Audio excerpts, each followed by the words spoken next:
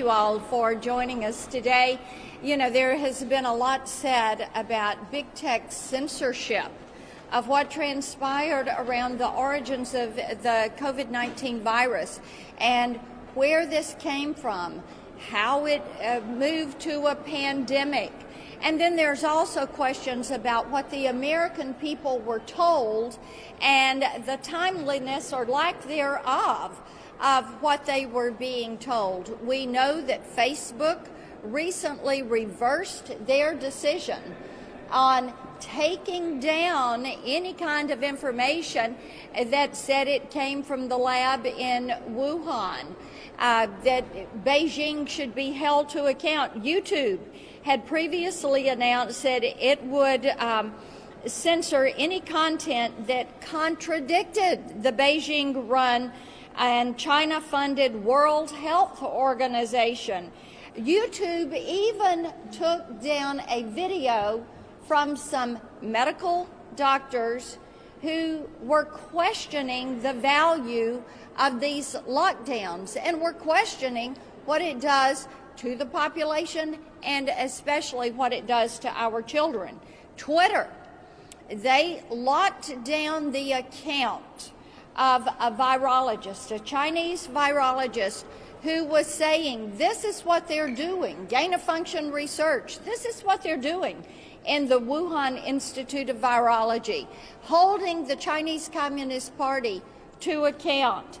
I will tell you this, big tech has really stepped over, they have stepped over the line on this one. We all have suggestions of how we as a Senate should move forward and things that we should do to make certain this never happens to the American people. Senator Braun? Thank you. And I'll tell you where we need to start. You had a unique thing happen, I think it was just last week, where by unanimous consent, that hardly ever happens on a critical issue unless you're maybe renaming a post office or something. We got it through the Senate to ask our own intelligence agencies to release the information that we house. And for as much havoc as this has created, not only for our own country, across the world, why we wouldn't start there with President Biden, spoke to Secretary Blinken, asked him. He said, had no good reason why you would not release that information. We need to start there to get to the bottom of it. And when you talk about big tech being mum on the subject, basically, when you've got every U.S. senator that wants to at least start there, we need to have accountability. And I think it's for them to step up and lead the charge. They are the place that people look to, listen to, where are they at? And we need to start there. Let's hold our own intelligence agencies accountable, release that information, declassify it. Senator Marshall? Okay.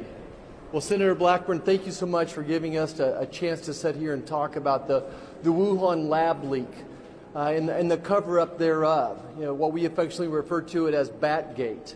You know, it occurred to me as I was sitting there reading Dr. Fauci's emails recently that everything I learned in 10th grade science, everything I learned as a doctor about the scientific method, about hypotheses and developing theories, that we just threw that all out the door.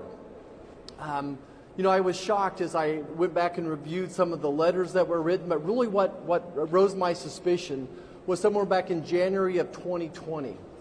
And the Chinese were saying that there was no person-to-person transmission. The WTO agreed, and the CDC didn't stand up to them. And that led for me to have a phone call with the CDC. And all the national journalists were reporting that the United States scientists were investigating this new novel virus. And when I talked to the CDC, they said, well, we've got scientists in Beijing, but they're thousands of miles from Wuhan, so we really don't have anything to tell you. And then the next thing I see is this a letter signed by a group of scientists who have ignored even the possibility that this virus could have risen from the laboratory. They totally ignored it. They threw out the scientific hypothesis that this was even feasible. And didn't come to find out most of those scientists, if not all of them, were receiving some type of funding then and in the future from the NIH and our CDC sat there and nodded their head in agreement. And then national journalists, big tech companies, they worked together to suppress this story. They worked together to censor those of us who thought that this virus may have originated there. And not only did they suppress, they actually shamed people who thought that this might have came from a laboratory. And then finally, we see in Dr. Fauci's emails a collusion, working with Dr. Fauci, big tech working together to suppress this story. You know, here we are, we're 17 months later. We still don't know anything much more about this virus. You know, I think that we have to hold the CCP accountable. And if the United States is in any way accountable, if they helped fund laboratories that led to the development of this virus, then we need to be held accountable as well. And we need a deep dive into what viral gain of research rules look like going forward as well. You know, we're never going to get to the bottom of this unless we stop this cover-up of the Wuhan lab leak until we stop Batgate. Thanks, Marcia. Senator Johnson? Go ahead. Well, Johnson. Okay, I'll go. I want to point out that the evidence about a potential lab leak theory has been hiding in plain sight for months. You know, the fact that our federal agencies, under the direction of Anthony Fauci, funded this type of research for years has been laying out there hidden in plain sight for months. Shame on the media, shame on the social media for not paying attention to it, for completely ignoring it. The result of this 18-month gap of fully exploring the true origin of the COVID virus probably means we'll never get to the bottom of it. China's had 18 months to destroy this evidence. But make no doubt about it, China is guilty. They are culpable. They knew they had a coronavirus. They knew they had a deadly pandemic-type virus in Wuhan. They didn't allow flights out of Wuhan to the rest of China, but they let that virus infect the entire world. So we already know China's guilty. We already know they have to be held to account. I think we also need to hold the news media and the social media accountable as well. This isn't the only area of suppression. I could list a long list of false narratives, false stories that the drive-by media promotes and then never really adequately retracts. But when it comes to COVID, I have personal experience with censorship and suppression that I believe has cost tens of thousands of Americans their lives.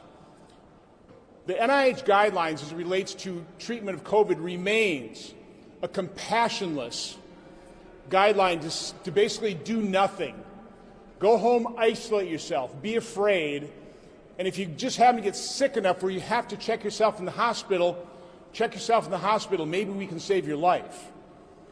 I held 2 hearings on early treatment. Dr. Peter McCulloch laid out the 4 pillars of pandemic response. The first one is try and stop the spread. Well, China is guilty in not doing that. The second pillar is early treatment. Basically, how we apply medicine to every other condition, early detection, early treatment. Then in-hospital treatment, and finally vaccine. Why did our health agencies, why did Anthony Fauci, why did the mainstream media suppress and censor doctors that had the courage and compassion to treat patients early with cheap, generic, repurposed drugs? Why did that happen? There is growing evidence. It's not being reported on by the media. Mexico's having great success with ivermectin. Certain provinces in India are having great success with ivermectin. Where's the reporting on that? We've seen studies where 50 to 85% of lives could have been saved. It prevents that much death. Apply that percentage to the 600,000 Americans that lost their lives, which is why I believe the news media will never admit their complicity and why they will never admit they were wrong here. But it's not too late. Lives can be saved. We're still going to need early treatment. No matter how effective the vaccine is, no matter how effective immunity from having been infected is, other people will get infected. Other people are going to need early treatment. So I am imploring the media, pay attention to people like Dr. Corey, Dr. Peter McCulloch, the other doctors that have the courage and compassion to treat patients.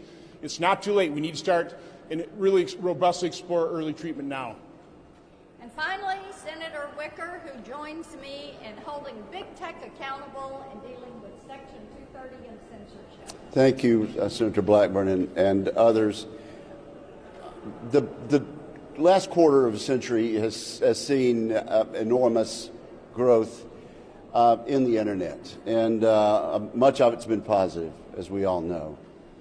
But the result of this quarter century has been that it has allowed a handful of internet big tech platforms to grow enormously large, enormously rich, and enormously powerful, to the point where they decide what is the news. They decide what information the public is going to get and what information is going to be blocked.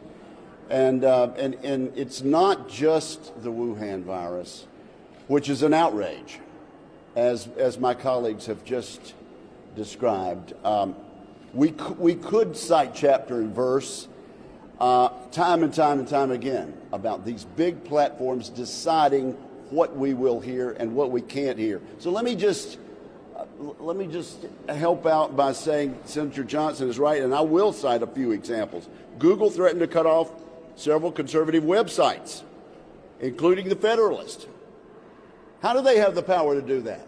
How can they justify doing that? Companies restrict or terminate conservative users' accounts and content on social media.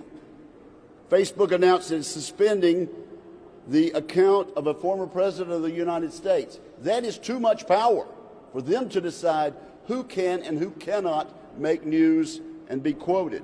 Twitter moved to censor any coronavirus coverage that they thought, in their judgment, might cause widespread panic.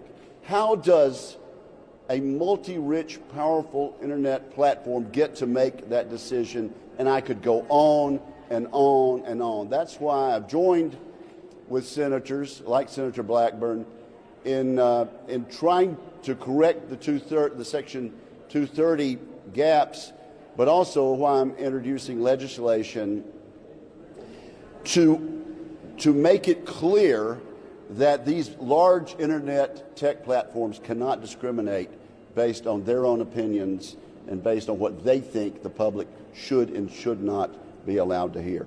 This is a serious, grave threat to freedom and the open exchange of ideas under our Constitution, and I'm glad to stand with these members on this task. Thank you all. As you can see, this is something that is going to span several committees here in the U.S. Senate. It is our job to get to the bottom of what happened and then to bring forward remedies like Senator Wicker has just laid out.